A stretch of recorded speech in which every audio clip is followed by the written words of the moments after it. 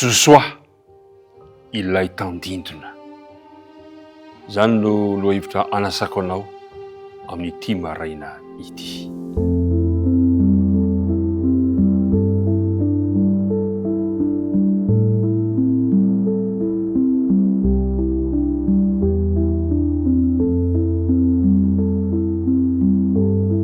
Mivaliana hatrany hatrany ry mpiara-midinika namana no iarahako aminao, hitafako, ifampiresahako aminao amin'izao maraina izao. Miarahaba antsika rehetra amin'ny anaran'i Jesosy, ilay tiantsika Andriamanitra, tsara izy ary manao ny tsara eo amin'ny fiainantsika. Mino fa tsapanao resy latrany amin'izany isika rehetrarehetra. Koa dia tsikitsiky no ifampiarabana amin'izao maraina izao ary tonona aminao mandrakariva ny fiadanan'ny tompony aminao sy ny ankohonanao. Ivavaka isika raha andinika zao lohahevitra izao. Ray malala any an-danitro. Rainay amin'ny anaran'i Jesosy Kristy tomponay ianao. Ray be fitiavana, ray mpamindra fo, ray mpitantana, ray mpiaro anay ka mbola matoy zao anay tsirairay avy. Misaotra ny amin'ny fitiavanao tsy hitalany, tsy hitafetra. Ankehitriny anefa dia matsiaro izay ny tsy fahantanteranay, koa mangataka famelan-keloka, mangataka fanadiovana izahay Andriamanitra. Raha andinika ny tenao ry izay ankehitriny, dia arotsay tompony fanena masina mba hampianatra anay hitaridalana anay. Mivavaka tononona sy angatana aminara Jesosy. Amen. Ny andinina tao tadina no andeha hanomboantsika izao fiaraha-midinika izao. Korintianina 1:10 ka ny andininy 1:20. Mino fa efa zatra tsy moramora isika manoto izao zany teny zany. Ary zany dia nanjo azy mba ho anatra. Sady voasoratra izany ho fananarana antsika izay niarany farany izao tontolo izao. Nomena, nosoratana ny zavatra taloha, ny ainana mba ho anatra ao antsika, indrindra isika izay miaina ao fiafarany izao tontolo izao. Josoa ilay tandindona. Araka nitatsika tamin'ny lasa momba ny tandindona ao amin'ny Baiboly, mpiara-midinika namana, dia misy fitoviana eo amin'ny fiainan'ny Mosesy sy ny fiainan'ny Josoa, kanefa midika ho inona amintsika izany fitoviana izany. Eo amin'ny Exodosy 3 andininy 1-2 dia ahitantsika i Mosesy ny andro ny ondry amanosiny Jetro rafozany, mpisoratra ao Midianina, izay nitondra ny ondry amanosiny tany akoatry ny efitra ka nakany Horeba tendrombohitr'Andriamanitra, ary lay anjelin'i Jehova niseho taminy teo amin'ny lafo, teo amin'ny romemy. Ao amin'ny Josoa, ao boky Josoa indray, toko 1 ka manomboka ny andininy 1 dia zao ny voalazany. Ary rehefa maty Mosesy mpanompon'i Jehova, dia hoy Jehova tamin'ny Mosesy, dia hoy Jehova tamin'ny Josoa, zanaky Nona, mpanompon'i Mosesy. Hitantsika eto zany fa misy itoviana samy nisehoan'i Jehova na i Mosesy na Josoa. Ao amin'ny boky Nomerito 4:10 sy ny Josoa 2 indray dia ahitantsika fa samy naniraka mpisafitany Mosesy sy Josoa. Ao amin'ny Exodosy 3 ka ny andininy 5 sy ny Josoa 5 andininy 5 dia samy nasaina nanala ny kapa teo amin'ny toerana izay nijoroany i Mosesy sy Josoa. Ny tinambara zany dia zao hoe aseho ho Mosesy vaovao teo amin'ny fiainan'ilay taranaka faharoa i Josoa.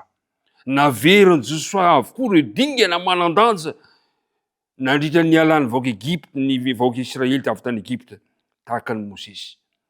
Hitantsika ihany koa ny aona manokana tamin'ny tompo izy, nomena iraka no tanterahina izy, ary samy nanetsika tahotra sy fanajana tao amin'ireo firena manodidina ny ilazan'ny Israely teo ambany fitarihan'i Mosesy na teo ambany fitarihan'i Josoa, ireto mpitarika ireto. I Mosesy nitarika ny zanaka Israely nita ny ranomasina mena, fa Josoa kosa nitarika ny zanaka Israely niampita ny onon'ny Jordana, samy tamin'ny fomba mahagaga avokoa. Na Mosesy na Josoa dia samy nanamarika ny ilana ny famorana sy mombany amin'ny mana.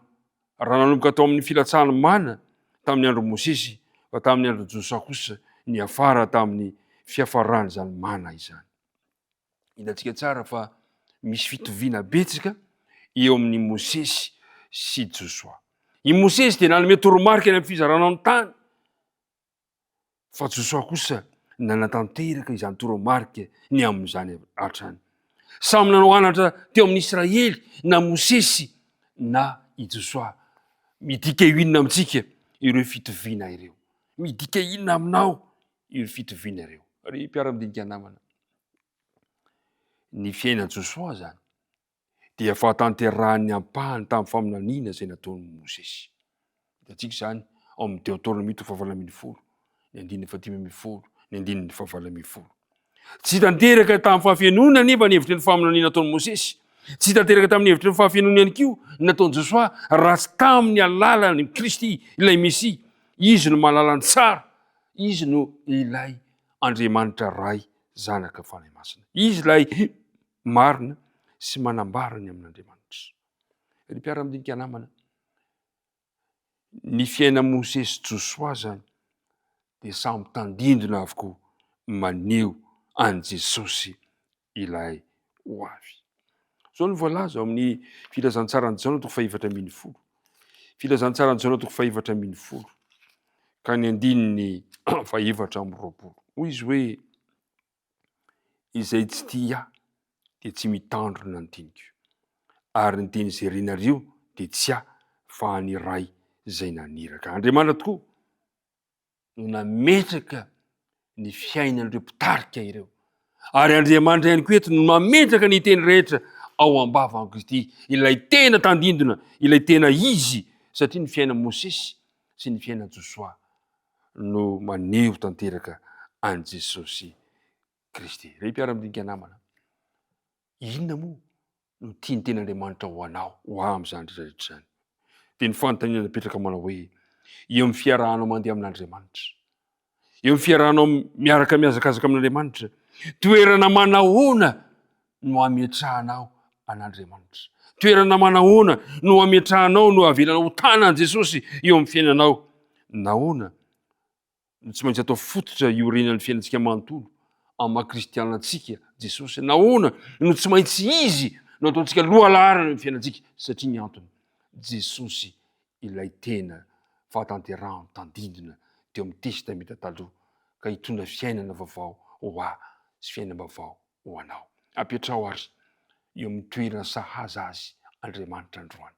Inona re no avelanao ho tanan Jesosy, ho entin Jesosy amin'ny fiainanao? Moa ve tsy ny fiainantsika manontolo mihitsy izay mahakasika antsika, ny fisainantsika, ny fihevitrintsika, ny maha-izy aleo tantanan Jesosy amin'ity androany ity. Ka raha toy ka hitentsika manao hoe, iza midika inona aminao ny fitoviana eo Mosesy Josoa, dia valina izao hoe, ny fitovian'i Mosesy Josoa dia tandindon'i Kristy ilay Mesia ilay ho avy, izay hitondra fiainana vaovao sy ahafantarantsika ny marina momba an'Andriamanitra eo amin'ny fiainantsika. Ny tompony hombanao, hita ianao izy amin'ity androany ity, ka dia mirary ny fiadanan'ny tompony ho amintsika hatrany hatrany. Hivavaka arsika ankehitriny. Ray malala ny an-danitro,